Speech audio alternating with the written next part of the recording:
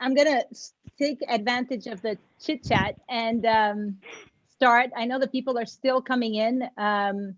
I want to just make sure that we make the best of our times because I know we're busy. So firstly, I wanted to thank this incredible panel for accepting this invitation. I am honored to have all of you here. It's a pleasure to be able to share this moment, and I am especially happy to be able to call all of you incredible professionals, but mostly my dear friends. And so that to me now more than ever is so important. So to those that do not know me, we've had an overwhelming response from this TL talk. It's our first virtual talk. And so I wanted to take advantage and introduce myself. If you do not know me, my name is Tina Lira. I am the founder of TL Portfolio, which is a boutique sales, marketing, and PR agency with offices in Brazil, Argentina, Chile. We have 2 offices in Mexico, one in Mexico City, Guadalajara, Los Angeles, and New York. I am Brazilian, American, Czech, and I grew up in Mexico. So in some way or another, we're all connected. And it's a pleasure to have such a diverse audience with us. I know we've enjoyed an incredible support from our travel friends. So if you're a travel agent, an IC, if you own a hotel, if you're a DMC owner, or a restaurant owner, I thank you for being here. We have a lot of our journalist friends that are also tuned in, taking notes and eager to hear from these incredible leaders and speakers about the luxury travel market. And then finally, we can't forget, also we have some avid travelers that are dying to know when they can get back on with their plans and get back on a plane. So I wanted to thank you for joining us. And so we will be streaming live on YouTube as well. So if you're on YouTube or if you're on Zoom, the content is exactly the same. You can chat, you can ask questions. The overwhelming response we've had from the media, unfortunately, we will not get to all the questions that have been sent. We had over 25 questions from some of the key luxury media in the Americas, which again, thank you for that. I've tried my best to group some of these questions together to make the most out of this panel and extract as much as information as I can. But I'm sorry if I don't get to your questions. We're going to try to extend it. If you do have more than 60 minutes of your time, please stay with us. We're going to extend it a little bit on to try to answer as many questions as we can. If you're not able to stay with us, some of our panel might not be able to stay. That's okay. We'll just make the most of whoever has some free time right now. So I wanted to start by introducing the panel, starting with Jacqueline. Jack is the founder and managing director of Embark Beyond. It's a luxury lifestyle partnership specialized in bespoke travel. He is definitely one of the most well-connected and respected travel agents, I would say, in the world. Named super top agent by Travel+Leisure, constantly on the Conde Nast Traveler top travel specialist list, and named top 25 travel agent on the Travel Agent magazine. So Jack, so nice to see you. Thank you so much for making some time to be with us. You're welcome. Thank you. I want to introduce you also to a very dear friend, Eduardo Gaz. Eduardo is Brazilian. He's the CEO of TTW. He is a pioneer in the luxury industry. It goes actually beyond Brazil, but let's just call it Brazil for now. He started a small business, which he has grown into a powerhouse. I have had the pleasure of seeing that happen, and it's just phenomenal. So really hats off. And so TTW now has 7 offices around the world, over 200 staff. And Eduardo, it's an immense pleasure to have you here. Thank you for making time. Thank you, Tina. We also have Jacqueline Hoter, who, if anybody knows the Argentinian market, she is the founder and executive director of Furlan Fox, which is one of the most important operations in travel in Argentina. Jackie's also a member of leading hotels of the world, of the board of leading hotels of the world, as well as Delta Airlines. So Jackie, gracias por estar con nosotros. Yeah, okay, you're new. Gerardo, un gusto enorme, México lindo y querido. Gerardo Felgueres is the managing director of Felgueres Travel Group, an entity in Mexico, no doubt. They are a travel agency focused exclusively on leisure travel. And Gerardo has been one of the, Felgueres Travel Group was one of the first members of Virtuoso in Latin America. So thank you for being with us as well. I'm going to jump right in. My pleasure. I'm going to jump right in, and I wanted to ask all of you, and I'll start with Eduardo Gaz. If you can share with us a little bit in a glimpse, what's on your mind? I think a lot of people go through phases in this situation. You know, some first phase probably is shock or confusion and so forth. And it's a very individual process. And so I just wanted you to share with us what is currently on your mind. Yeah, absolutely. So first and foremost, thank you for having me here, Tina, and among this superb crowd. I mean, being with Jacqueline, Jack, and Gerardo, and yourself, it's an immense pleasure. It's amazing the number of attendees you have here. Congratulations. But you know, when it all started, it started really fast. We did not have any idea of how strong it would be. We saw it in China, and then suddenly it started coming in waves. It was Europe. We thought it would be milder here in Brazil. I'm currently in the US, but in Brazil we thought it would be milder. But then, you know, it kind of exploded like a bomb, and we had to react fast. Being a sizable company, we had to do some maneuvering. So we had to take some very, very hard decisions as far as personnel, and even closing up a couple of offices, which was really painful, especially on the people side, because we have a tremendous team. But we think that it's, you know, there's no other way. And it's done to survive. So we're going to survive throughout this period now with the adjustments we made. And now we're starting to create. Now we're thinking on how to communicate, how to, you know, remain relevant, how to talk to our clients, and you know, keep the spark of traveling lead in their mind. Fantastic. I'm sure many can agree, and probably a lot of people went through exactly that same process. Jacqueline, can I ask you to share with us a little bit of what's keeping you up at night? What's your worries? Where are you in this whole process? Well, basically, when all this started, you know, China is so far away from Argentina. We are in the end of the world. So we thought, well, this is not going to reach. And it became faster and faster. And all of a sudden, we were here. I was just arrived in the first plane from the States that went into quarantine. So 12th of March, all of a sudden, I arrived from being in beautiful Caribbean beaches, having my holidays, and being inside of my nice apartment, thank you, but between four walls. And we started working very quickly, trying to, as we saw that this was going so fast, trying to bring all our clients as soon as possible. And after clients, thanks God, we were able to help many other people because of connections, families, you know, people, you know, the boss of so-and-so. And we did a tremendous work. And I feel so proud of all my people. They worked 24/7, incredible. And it was not only, of course, emergency, it was the whole team. And after this, so on next Monday that I arrived, the 16th of March, we closed the office before quarantine was started in Argentina, because we are used to have home offices.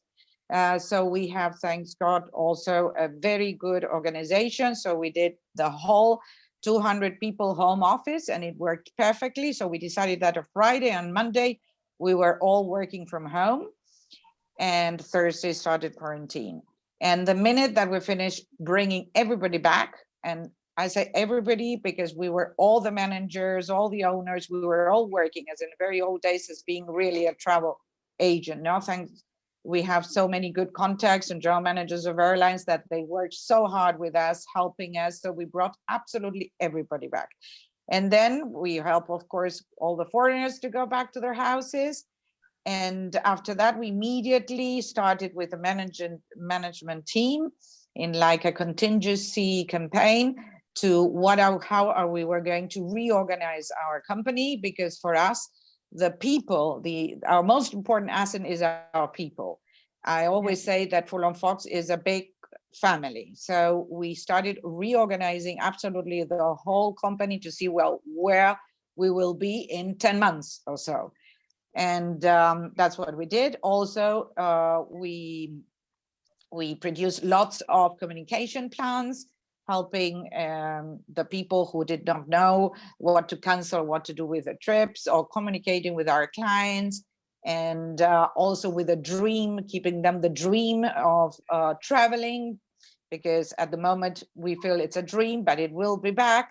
So basically it's a day-to-day. We are working harder than ever, really, the whole day. And but we must be very in touch with our clients, you know, sending them emails or flyers or talking to them on the phone. How are you? Can we help you in some sort? So I'm really proud of what we did, and we were very, very organized, and we were the very first to react, really. Fantastic. So also already on a process of planning and creating.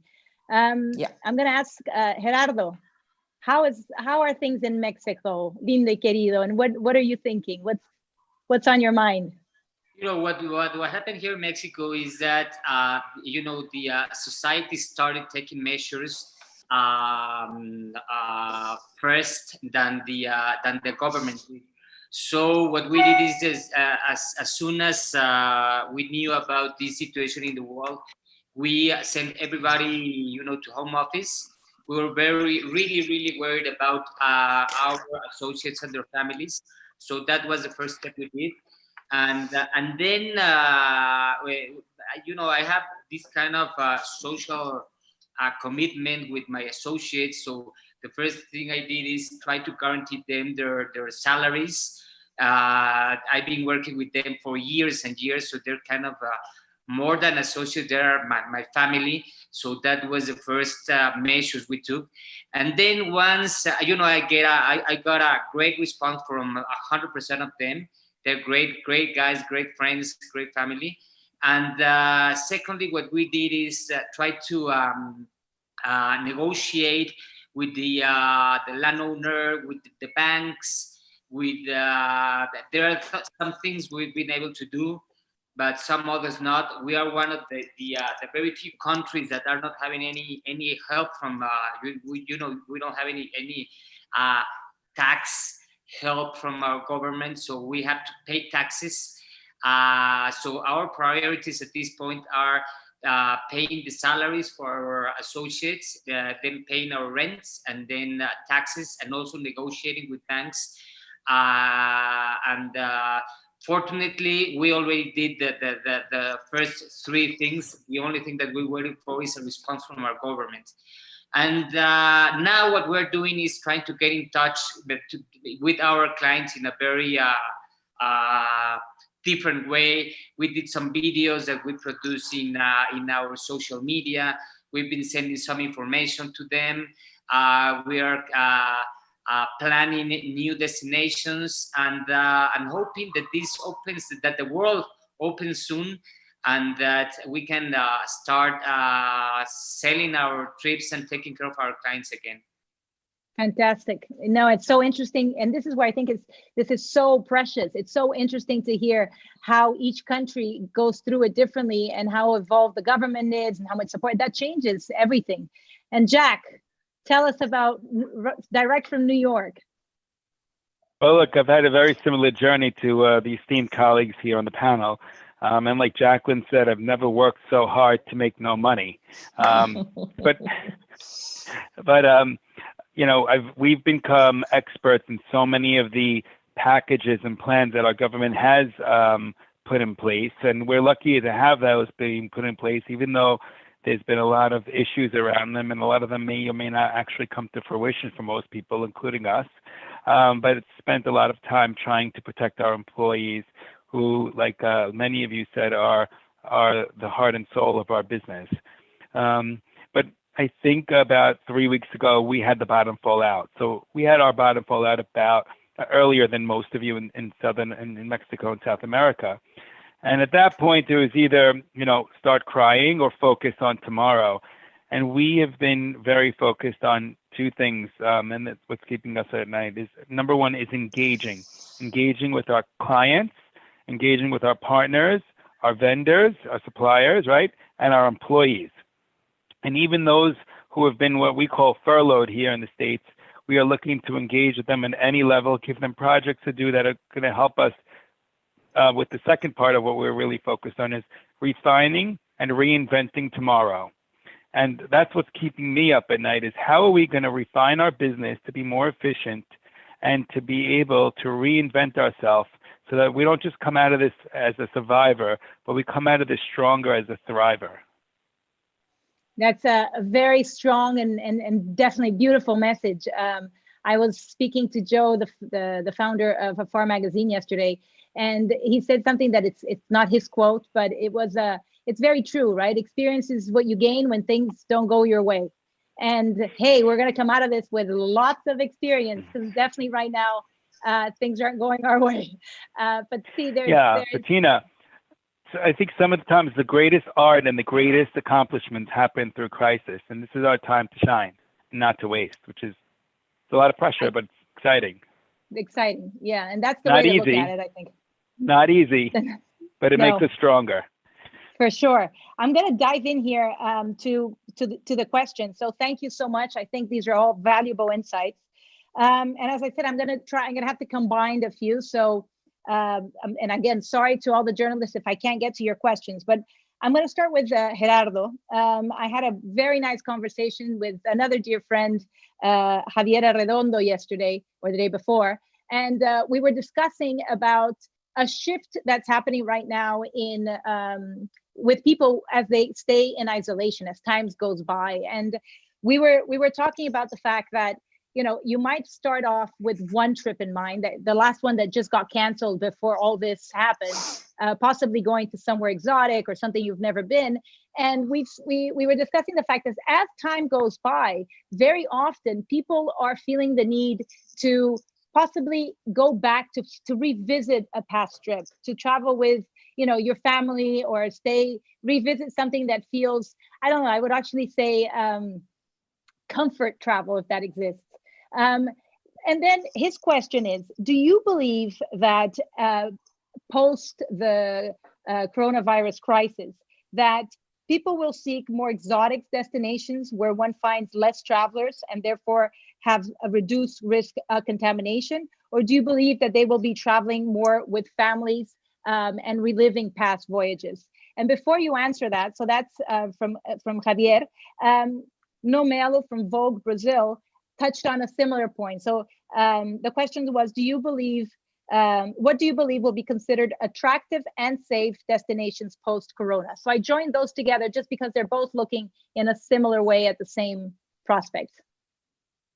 Okay, what I think is that the traveling is going to open gradually. I think first of all, people are going to start traveling domestic to very close places.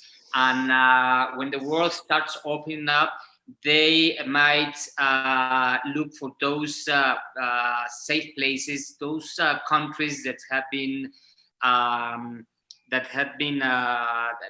done things well. They're gonna look for those. I don't see people traveling very far away at the beginning. I think that they are gonna try to travel to some very close places, close to home.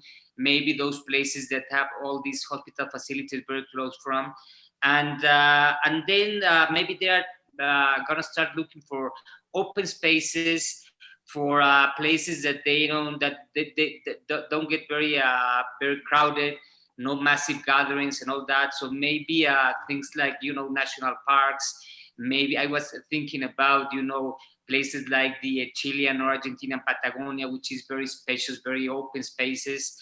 And And also, I think that the first winners here will be the small boutique hotels, maybe small cruises, and where there is no massive gathering. First of all, what's very sad here is I don't think that these countries that have these religious gatherings and all that, the religious sites. I think those places are gonna be the last ones to open, and people are very affected, very with this kind of a trauma, and they are very scared about getting contaminated. So I think they're gonna start looking for those places who offer most safer situation for their health. That's what I think. Yeah, Jack, you want to comment on that? Tina, yeah, I would like to add. Jack, sorry, I understood. You first, ladies first. Go ahead, ladies first. Go ahead, Jackie. No, only one idea. I think also chartering a private boat, that is something completely isolated because you are with your family. So chartering in the Mediterranean or the Caribbean, and also places like Maldives or Seychelles, where you have only one hotel in one island. The thing is how you get there, of course. But I think those are the open spaces. I agree with Gerardo, the open spaces like New Zealand, for example. You have so many New Zealands like Patagonia, so many big places, and you can go glamping, camping, those parts are the one that for me are they going to be the first international halls after, of course, domestic, regional, and last international. Sorry. Go ahead, Jack. Look, my crystal ball's been broken since February, but I'll tell you what I'm hearing. And there's very little people talking about traveling right now, but what I am hearing, similar to what Jackie's saying and Geraldo, is looking for villas. They're missing their families. They're looking to actually reconnect with the people and get that human connection, but in privacy. So I think there's going to be an increase in private jet and private villa, private islands and private estates, probably closer to home, but something like a Casa de Campo where you have your own complex, you have privacy, but you have options right outside, and they're good for multi-gens. To the extent that you can get there, and yachts, like you said, Jackie, that's what I'm feeling, but I think it's too soon to tell, but that's what I'm hearing from people. Sure. Can I? Eduardo? Sure, of course. Yeah, I agree with all of them. However, I'm a little more optimistic. I think that things will, as all of them said, it's going to come in stages. And I think that, yes, in the beginning, people will be jumping in their cars and driving, and then, they may be going to shorter trips. But once this thing is contained one way or another, either with it's a vaccine, it's a cure, it's a treatment more, or it's what Emirates is doing, like where they are actually testing people before they're boarding their planes. People will, we have short memories, true to the fact, and then we will start going back to where we were before. Yeah, it's going to take some time. I don't know how many. I can't, it's going to be anecdotal to say how many months, if it's 6, 12, 18, or 2. But at the end, people will go back. People will go back. They will go back to travel, and they'll grow less and less and less and less scared, and things will get. Maybe they won't post so much on Instagram, hopefully, and but they will. I agree. But they I mean, no doubt, things will get back to normal. We'll see in some time. We'll see all the cruise ships filled with people again, and all the resorts and the planes all full, even the middle seats after they get done with that. So I think I agree. There's a point of equilibrium. Things always come back to where they were. I mean, like the night after 9/11, 2000. The phase, like you said, I believe. I'm thrilled that we're all on the same page, and I think that many of our hotelier friends here, Aqua Expeditions, will love what Gerardo's saying about the small cruises and the hotels in Patagonia, Atacama as well. So that's fantastic. I'm going to ask Jackie the next question. This is a question from Folha de São Paulo in Brazil. some countries, such as, in this case, Brazil, possibly the US, Italy has had some criticism, are being criticized for their way their leaders are managing the pandemic. Do you believe travelers may lose confidence in these nations, causing a reduction in demand? Jack. Jack or Jackie? No, Jackie's on. I'll say Jackie's on. There you go. It's yours, Jack. Right to New York. Sorry. I'm so sorry. So, yes, I think like Eduardo was just saying, we have short memories, and eventually things fall back to equilibrium. I really believe the answer is going to lie in how we get out of this. And once there's either a cure or a vaccine, people are going to, in phases, start to go where they feel more familiar. And that probably is determined by where they live. So probably Spanish-speaking countries, clients from there are probably going to want to stay more in South America or places that speak their language or they feel more familiar. Americans will probably want to stay more in the US and probably feel more comfortable going to Europe and even Italy before they feel more comfortable going to Brazil. There's also a perception of, I think, what the healthcare systems are like and what's familiar and not. And again, like Eduardo said, I think it's going to come in phases, but I really don't think what's happening now with the politics is going to have a very long-term effect on where people choose to travel. You make a good point. Yes, Eduardo. Sorry, but yeah, I mean, the question was more towards the leadership of the country and I don't think it's about the leadership. I think it's about the people on both sides of the fences. I mean, we're the travelers and the host. It's more a connection about people, and hopefully this is all we're learning. It's about the connection, and that's what I think it's going to happen. So I don't think people will be really focused, or travelers won't be focused on the leadership of what the president or the health minister or whoever did during this crisis, but more of how people behaved and how safe they feel going to that place, or not. For sure. I think those are all important points, and I think in this case there is a beauty in the fact that we do have short memories, and when everything's opens up, I think our hearts are going to tell us where to go more than remembering what the leader did, and what the thing is. If you feel like eating pasta, I'm going to go to Italy, and so I think that's the passion behind travel, and that's what's going to be the driving force.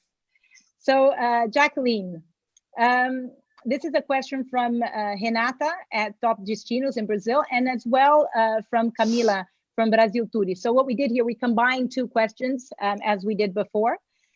What type of adaptations will the hospitality industry have to face post-coronavirus? And do you foresee there will be a drastic change in the way people travel and enjoy hotels? And if possible, can you give some examples? Oh, yeah, I think it will be a real big change. I think more obvious attention, of course, to cleanliness and sanitary environment. And all the regulations and controls will be quite different.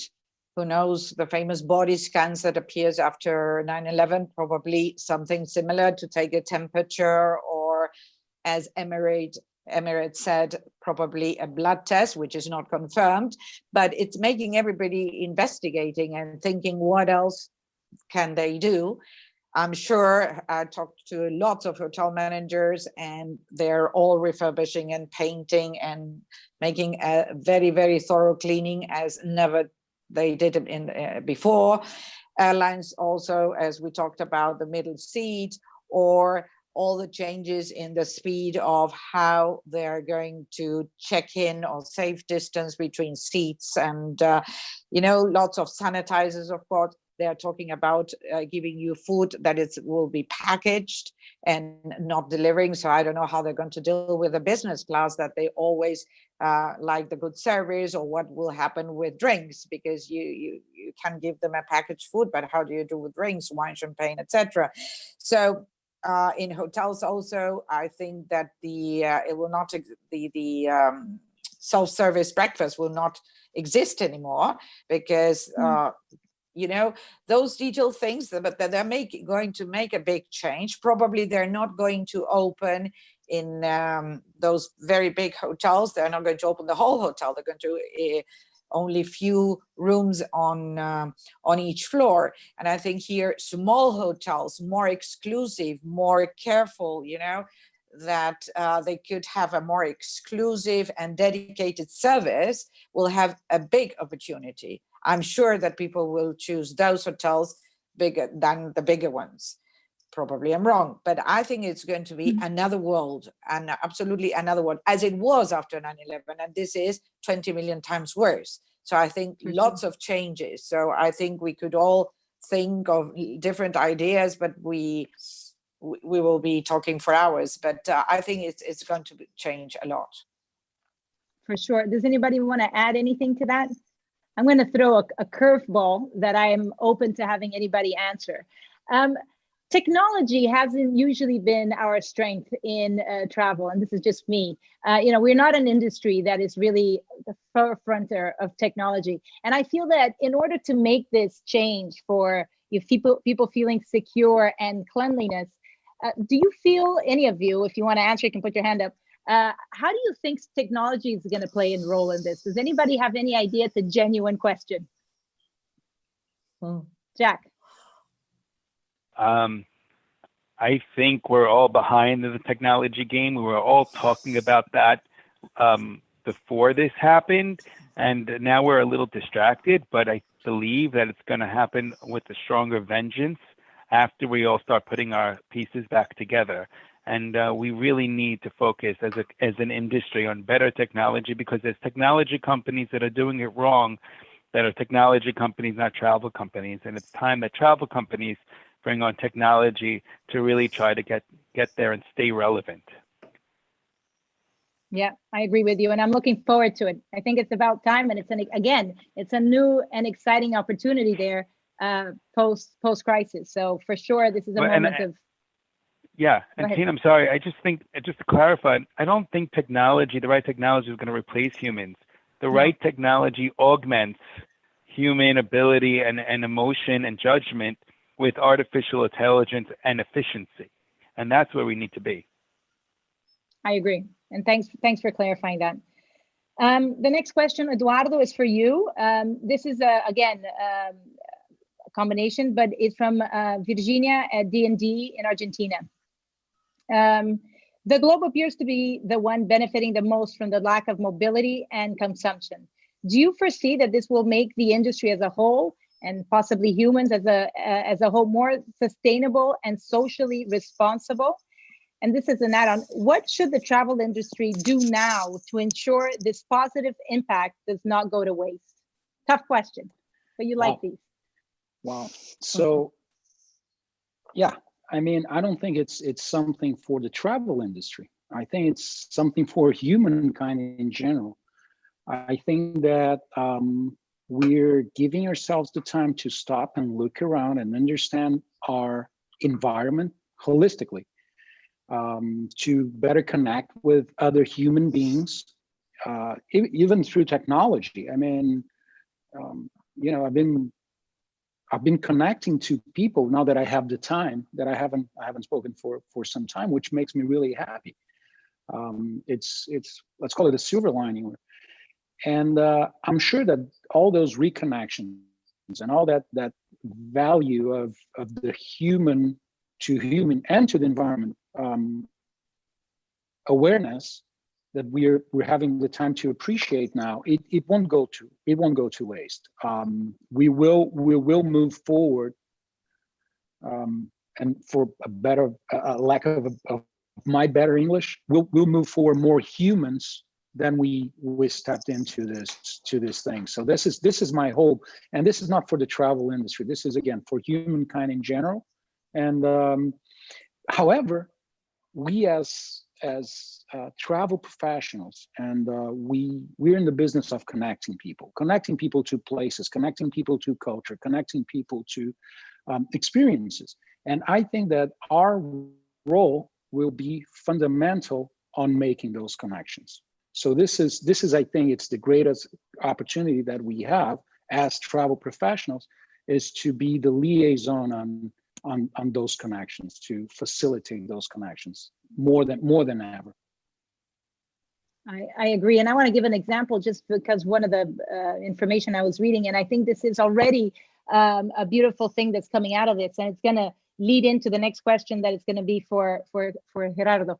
But the one thing that I've already seen is that, and hotels are coming up with some special deals, and, people are having opportunities to travel with spending less.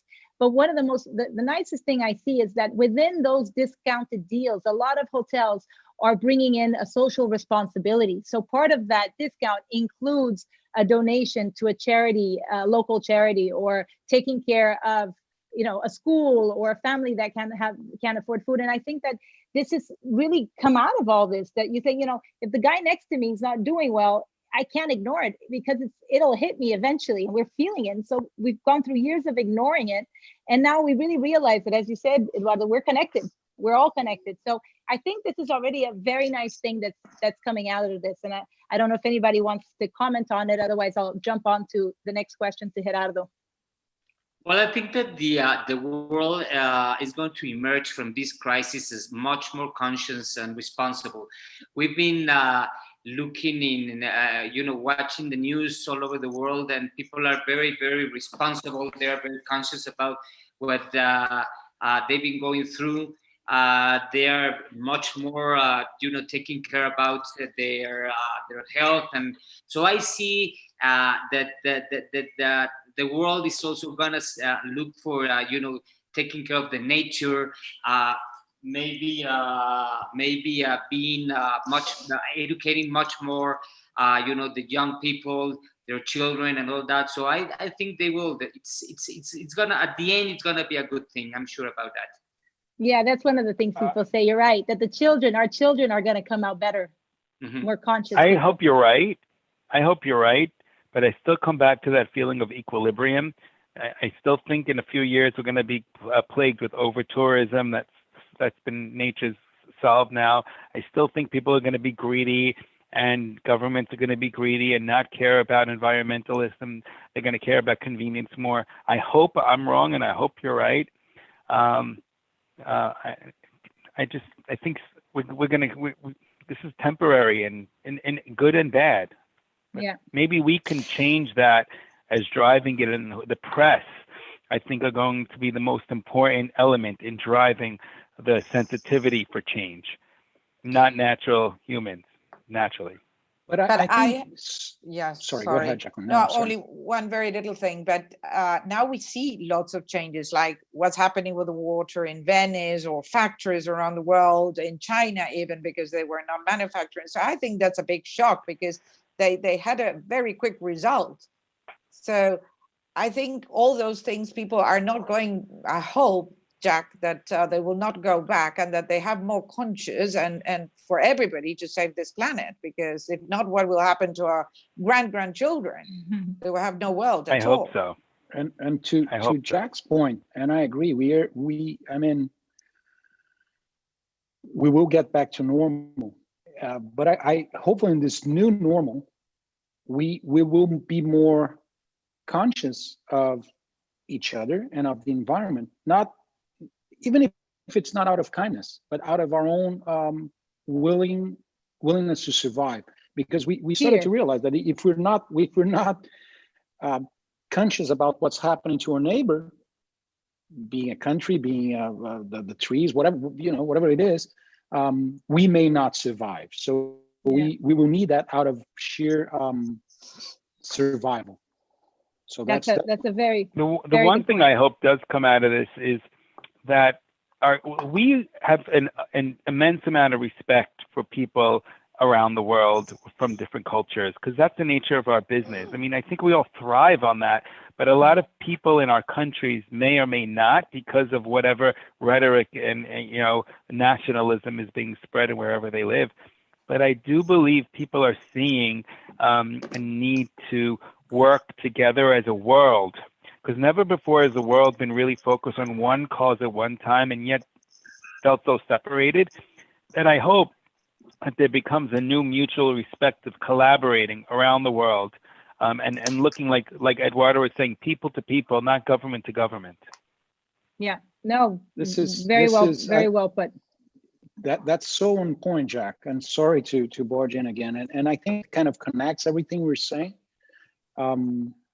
It's people to people. It's not about government to government. It's about people to people. And we understand how we depend on each other and how we need each other to survive in all levels.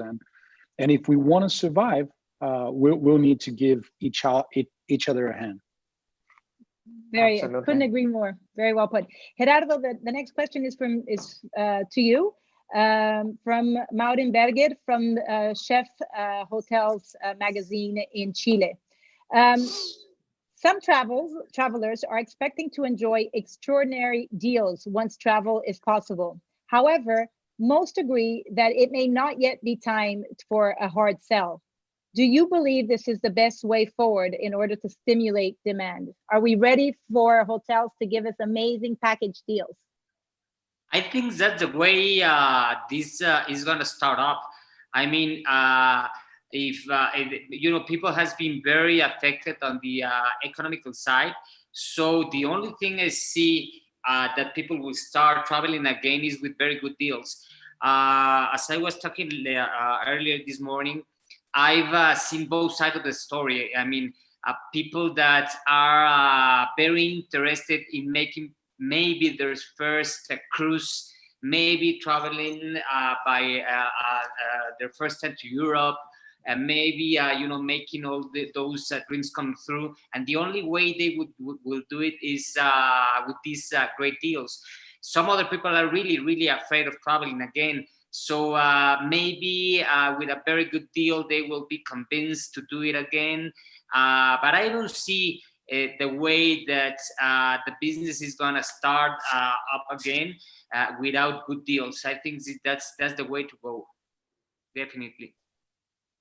Yeah, and I have to agree with you. And I think that one of the very important messages that the travel industry has been communicated in a very united form is the message that, don't cancel, postpone. And this has moved hotels to actually give cancellation policies that are very flexible, which stimulate, these packages. Sorry, Eduardo, go ahead. No, I twofold. I think that yes, we come out with this campaign, and some people are really strong on that, on the postpone, not cancel. But I've seen it, as it differs in culture and country, how people react to that. So I have countries where people, all of them want 100% of the money back. I have a very mixed response to that, and it's very cultural. That's my experience. Now, as far as I think your question also, it's a little bit about marketing strategy. I mean, how, if it's going to be the deal, or if it's how, and I think it's there's also the question on when should we start communicating with our clients. I think this is the key question here. It's how we should start selling to our clients.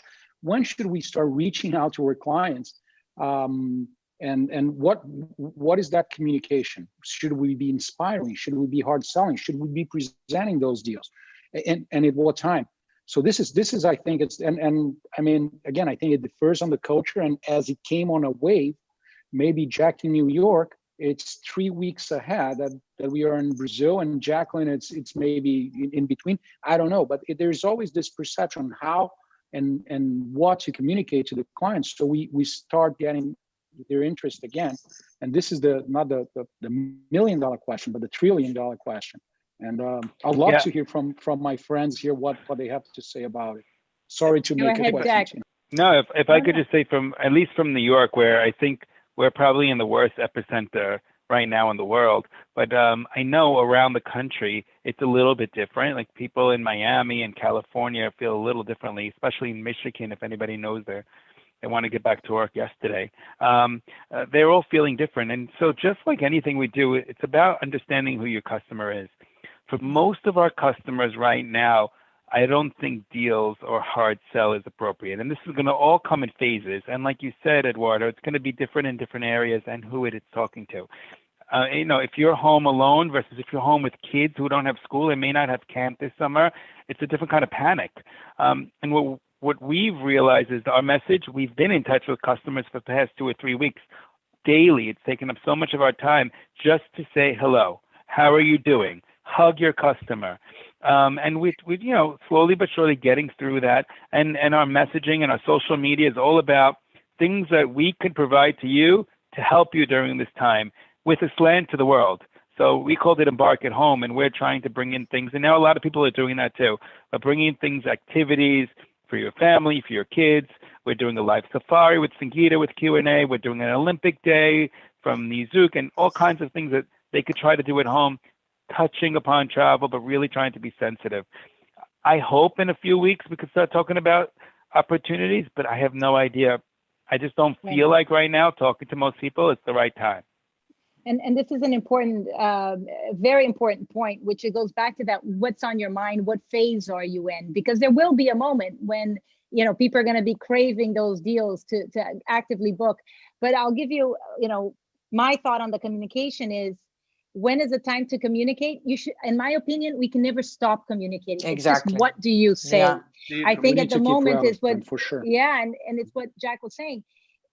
You don't stop talking to your customer. It's not the time to be commercial to your customer, for sure, but they all need empathy. They want they're feeling confused. They want to hug. They want to feel like, and if you're a brand, they want to feel that if that brand is my friend, then it's worried about me. That's all, haven't forgotten me. I agree, Tina, but I think it goes above and beyond the branding and the brand. It's about, again, the connection, between people or among people. But there's one point here that I'd like to share with you, and it was kind of a good thought that came to me, and that we're all in the travel industry, most of us here. I don't know on the attendees who are not, but probably most of us are somewhat related to the travel industry. And obviously this crisis hit us really, really hard. And we are all like, our revenue went close to zero, if not zero, for the past 30 days. And for some time in the future, we can't really tell how long, hopefully not long. But a lot of people haven't been that affected by this. I mean, they're home, working from home in their, regular jobs, people working in banks, people working in the insurance. I have my neighbor here, he works for an insurance company. He doesn't care. And he's dying to go travel. The second he can jump on a plane, he's going to jump on a plane. So I think this is positive, because we're seeing it from the inside. Somebody said the other day, we're all in the same boat. We're not. We're definitely not in the same boat. I think we're all riding the same storm with different boat sizes and different resources and different tools. So Great for analogy. some people, I mean, they haven't been that affected, Jack. And the second we can again start traveling, and travel restrictions and if they're not, let's say if they had the disease and they feel safe on going, they will go traveling again soon. So it may be hard on us, but it's not hard on a lot of people. Yeah, but and I think we're really saying the same thing. It's really know your customer and orchestrate and curate a message to that customer the right way. I just want to make sure we don't miss the timing, because we're almost it's at only the end one thing I want to say. Sorry, Tina, but I think that also lots of people have been isolated for a long time. For example, I normally travel once a month. Now the last thing I want to do is travel. Why? Because I miss my kids, my grandkids, and I want to be with them.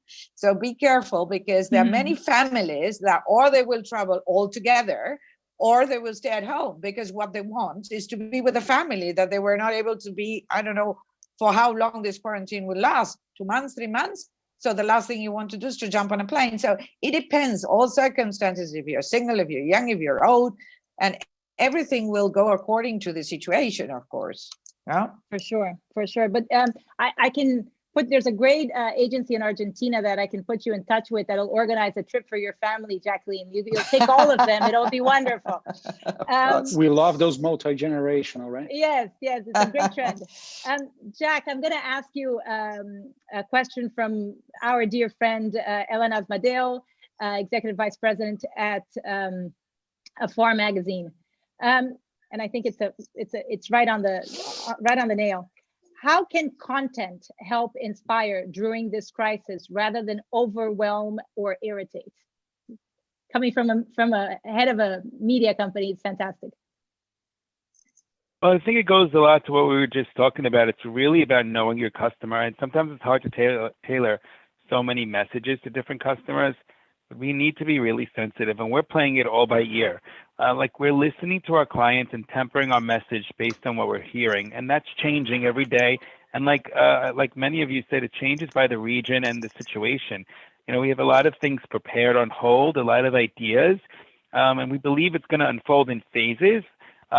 I don't know if we're going to use all those things, but we're trying to tailor some of those and create them so we have them in our back pocket. But right now, I don't think my clients want to see me on a fancy vacation where I'm dreaming about and telling about these great rooms that I've been to. I don't feel that, and it could be different somewhere else. And so we're trying to really, like I said, engage people on soft levels that are meaningful for their situation right now. What do you think? And I'll just elaborate a little bit more here. Just pick your brain a bit more, Jack.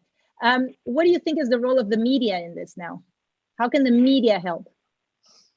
I think the media is in such a unique predicament because they need to drive so much and they need to be sensitive to what's relevant, and relevancy is changing so quickly that it's really hard for media to plan what they want to talk about in a week when they don't know what a week looks like. And I've spoken to many journalists, and I don't envy their position. But right now, I think a lot of them are doing the right thing, talking about virtual museum experiences and activities and thinking about the people. And you don't want to overdo anything, but I believe that people angle is what's most relevant. Look at the people around the world and what they're doing in this crisis and bring the world in and as part of that story. So the people are the lens for the world, and make it a humanitarian piece, because I believe that's what people are going to connect with now. Well put. Very, very nice. I'm going to ask a favor of each one of you to ask, and maybe I'll start with Gerardo. If you could share with us one positive takeaway which you believe will come out of these months in isolation as it pertains to the travel industry. So not so much what you're going to, and it could be a personal thing, but also as the industry, what is the industry going to have if you have to choose a one positive takeaway? Your closing message. You know, what I think is that we are in a very sensitive industry. One of the most sensitive industries, I think, in the world. But I'm sure we're going to bounce. And one of the one of the first industries that's going to bounce is ours. I'm sure about that. So I am really surprised about how strong are we. I never thought about having all this kind of support from our suppliers, from our people, from all of our colleagues. So I am really surprised about this. So we're not alone. We have a lot of people that are taking care of us, that are very worried about us. Our clients have been great with us. So we are stronger than we believe we were. So I think that's a very, very good thing about this crisis that I'm taking with me. Completely agree. Couldn't agree more. Jacqueline, do you want to give your one takeaway? Yeah, we have to be positive and have a lot of strength. And I agree with Gerardo, because this liaison that has been created between clients and the whole team is really working in a team with your people and the airline. So we were all in the same front, you know, suppliers, us defending our clients. And that's a message, and that we all, especially for the Argentine society, that they are normally rebels, here they learned finally, they got organized and they are doing what they're being told, and that is unusual. So that's good. I think you always have something to learn, and we have lots of things to learn in these days with all this experience. And basically, I think also it was a very good thing for me. A message is that we are all lived so crazy. So in 1,000 miles per hour, this put us all in a slow motion and started and said, look, all of a sudden in 2 minutes, the whole world has changed. We have to think and stop and go more inside of you and try to reevaluate what you really want to do and how you want to continue your life when all this stops. Well, how do you want to organize? Because we used to live in a crazy world. Travel in 10 hours, work in 10 hours. We didn't have the time for logical, normal conversations or relationships. So I think that is very important. We are all going to be absolutely different.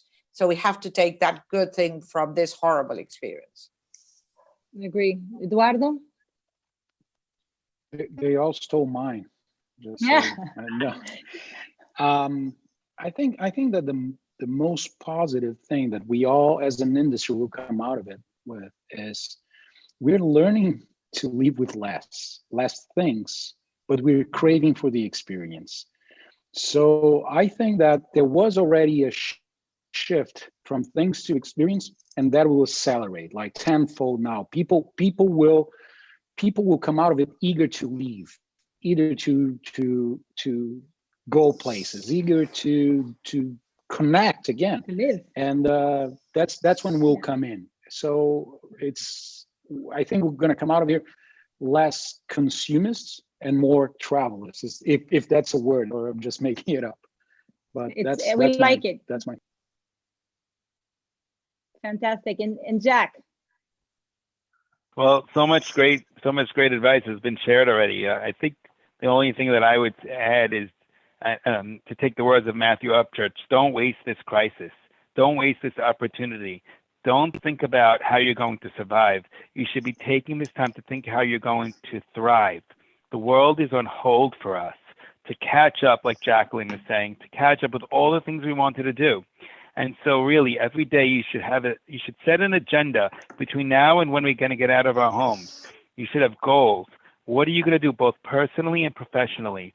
No days waking up late, no PJs and no sweats, right? This is our time to grow and to shine. I know I'm staying up sweating, thinking about how much time has gone by and how much I still want to do to be able to emerge from this stronger and better than ever. Because if we all emerge from this the same way we came out, I think we all wasted a once-in-a-lifetime opportunity, or maybe once in the world's opportunity. It's an opportunity for us to reinvent ourselves, to look at new revenue streams, new opportunities, new business models, really understand what our core value proposition is, and think about how to creatively define that or redefine that in other things to invest in our future, and really try to take everything that we ever wanted and seize it right now. Wow, no, it's beautifully put. And I think that, wrapping up what all of you said, if you could be, as much as we're the ones, the travel industry has been hit the hardest, but if it's all about people, as as all of you said, as Gerardo said, and it's all about experience, as Eduardo said, and if we can learn something, the best industry to be in is the travel industry, because we're a people industry and we're all about connections and relationships. And if that's the key that's going to save us, then we're in the best place ever, because that's what we know what to do. We are all about relationships and connections and making that circle turn. And that's what we're the best at. And I do believe that that's the secret to success here. And on that note, I wanted to just firstly, once again, super fun discussion. I think it was enriching and exciting. We have questions that we're trying to sort through, because there's many questions, and I'm going to have my team is trying to choose one or two questions. If you have to leave, I wanted to thank whoever has joined us. I know we're going to have an audience that's going to have to go. Jack, I don't know if you're able to give another few minutes. I know Gerardo can give another 15 minutes. If you can't, no hard feelings. But we wanted to just give the opportunity for those watching us to add, one or two questions. Are we okay with that? Yeah. Yeah. Perfect. So I'm going to go here and ask a question that it's a really tough question. This is a really industry tough question from Jeff Romeo from Golden Eye in Jamaica, a property owned by Chris Blackwell. That's one of the top ones. If you haven't been there, Put it on your list. But Jeff has an interesting question. He says, if all hotels come out with great deals post-crisis, won't it become an overall race to the bottom issue in the industry? So are we worried about a race war? Anybody that wants to answer this, I think he's coming from a real hotelier fear of pricing. I can jump in. Go ahead. As usual. I don't think people are expecting deals, but I think there are people who wants the exclusivity of a golden eye, and they won't be so sensitive to price as they were not before. So again, it's about positioning your brand, it's about positioning your product, positioning your service, and I think it's much more a thing of the airlines than the hotel itself. Because if the hotel, loses its position now, because again, it's going to be short term. If the hotel loses its positioning now, it's going to take a long time to regain that position if they cut the prices too much. And again, as a travel agent, I hate low prices. I live on commission, so I don't know if that's the best strategy. I agree. And I think that there's always going to be a market willing to pay, and they're willing to pay for something exclusive. And that's what we have to remember. As you said, we're not on the same boat. We're all in the same storm. But as long as we have people that are really looking for that uber exclusivity and service and cleanliness, that's not the driving force. Will not be price, as it's never been price. I think that will remain, that will survive. I think Jackie mentioned it a little before, and I don't know that I necessarily agree. Trust me, I don't want prices to go down because we live on that. But people are going to be looking for value. People's portfolios have gone down 30%. And even if they still have a couple $100 million, they're still going to be looking for a value. And no matter what we say, people are going to drop their pants because they're going to be desperate, hotels, to get occupancy up right now.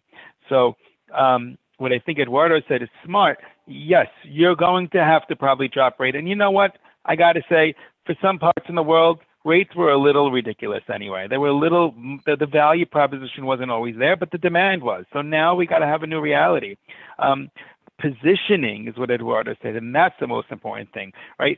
Like GoldenEye shouldn't be competing with 90% of what's out there, because GoldenEye is so specific, and positioning it either as a takeover because it's so small, or as a certain kind of niche bohemian luxury chic getaway that may only compete with maybe Essentia or one or two other places in that time of year, I think is the way to go, and make it like an appealing experience that this is a once in a lifetime opportunity for you to go and experience GoldenEye with these offers out there. Well put. I agree. I'm going to ask, again, these are difficult questions, and it's always harder when it's from a Q&A box because we're not ready for them. And I think it goes back to what Jack is losing sleep on. It's from Carolina, which is, what things are you changing in your jobs currently before the world reopens to be prepared for the day after the boom again? So I think that's the bottom line, and that's the $1 million question. We have to rethink, we have to readjust, we have to transform. And does anybody have any insight, or have you already changed something in your industry that you didn't do before that you're doing now? I can answer.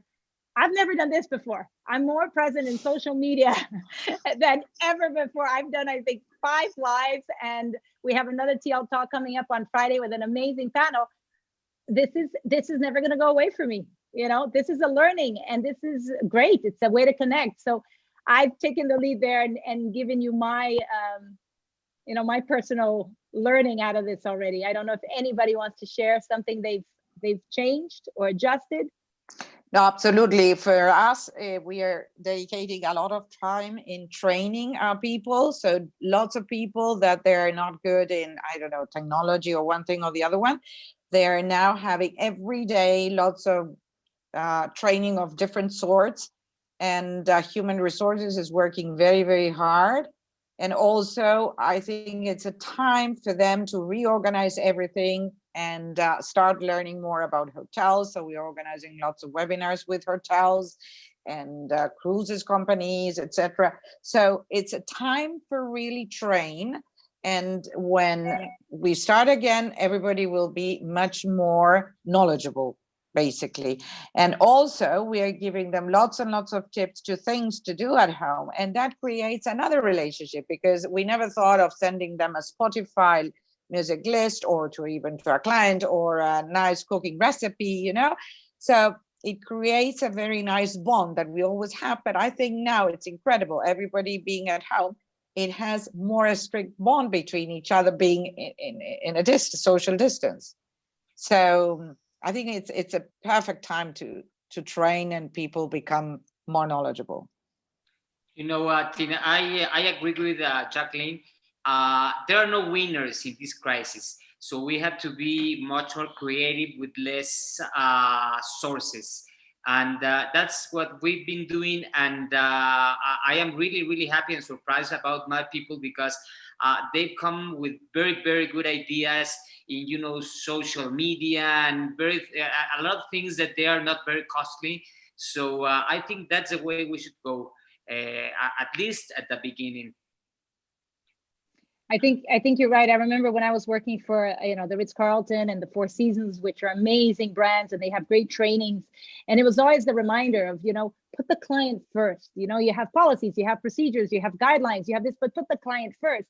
And this situation has forced us to put it's so obvious now that for us, we are only dealing with our friends and our clients, and we're connecting with them. The thought of putting anything between us now seems, you know, crazy, because it's about them. And now you're going to create the future around each one of them individually.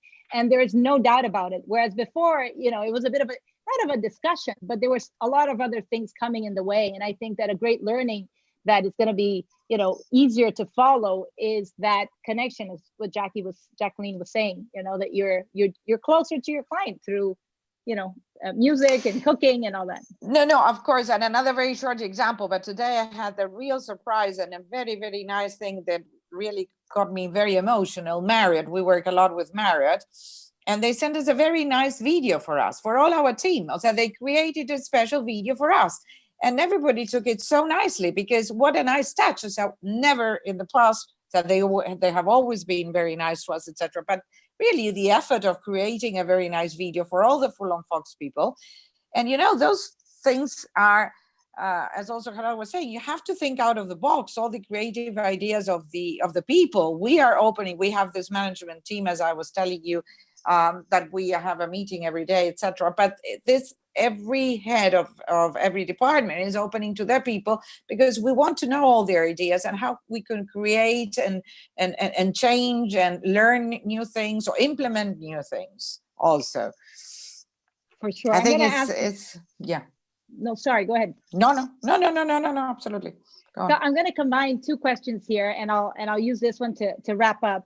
It's a question from Francois Rouge, who is with FRI Travel Inc. in New York, former Vice President of Sales and Marketing of Le Bistro in Paris. And I'm going to combine hers with Mario Macedo. So they're both coming to the point of what is going to be the perception of travel agencies during this? You know, if we're going to have people that are going to be willing to travel who are not so financially hurt, and then you're going to have people who potentially were stranded, who bought through an online travel agency. And you're going to have those agencies that are going to stand out for their service and everything they're doing. So the question is, do you believe that the travel agents will be more valued after all this, and why? Can Got I? you, Eduardo. Of course, Yes. definitely. Like, Please, They will be. please.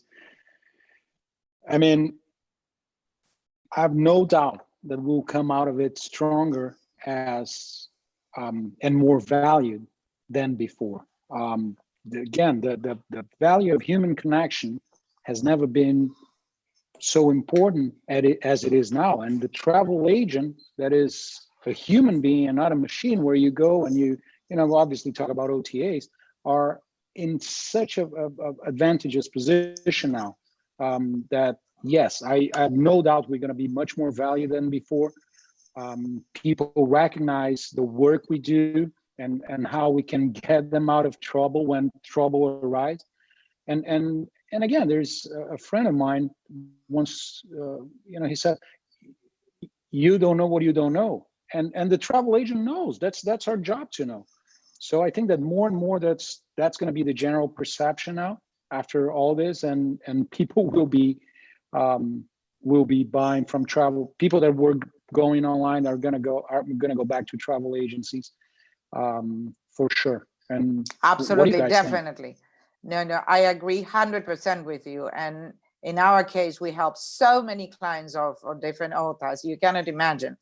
And I think they will never forget. And they told all their friends, Jacqueline, and they told all their friends. I'm sure. And even people that say, hey, I booked at this OTA or this OTA or this OTA, I can talk to anyone.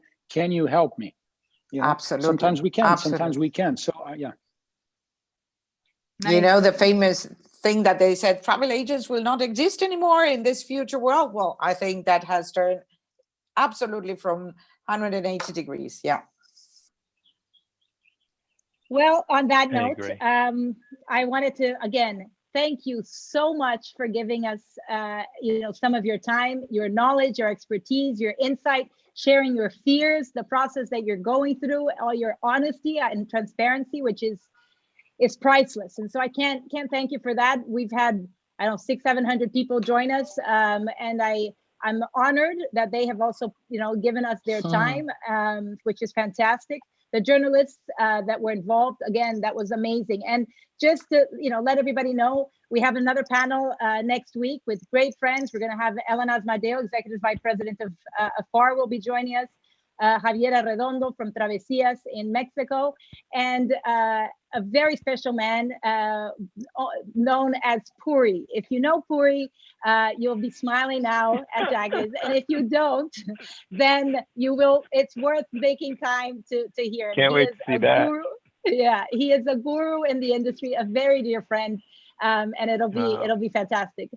So thank you again. I wish everybody health.